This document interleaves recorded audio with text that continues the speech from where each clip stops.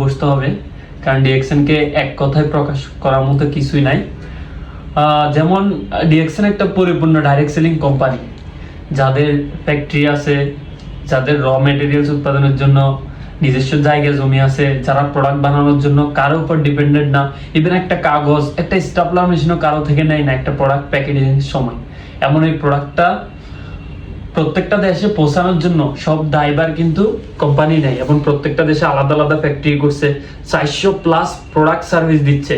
এই কোম্পানির 60টা product research centre আছে শুধু, যেটা অন্যান্য কোম্পানি ভাবতেও পারে না। পুরো পৃথিবীতে 15,500 ব্রাঞ্চ অফিস নিয়ে কাজ করে যাচ্ছে। ইভেন মজার বিষয় হচ্ছে আমাদের বাংলাদেশের গাজীপুরে, শ্রীপুরে কোম্পানি নিজের ফ্যাক্টরি তৈরি করছে, নিজের ফ্যাক্টরি থেকে অলরেডি 9টা প্রোডাক্ট কোম্পানি আমাদেরকে দিচ্ছে।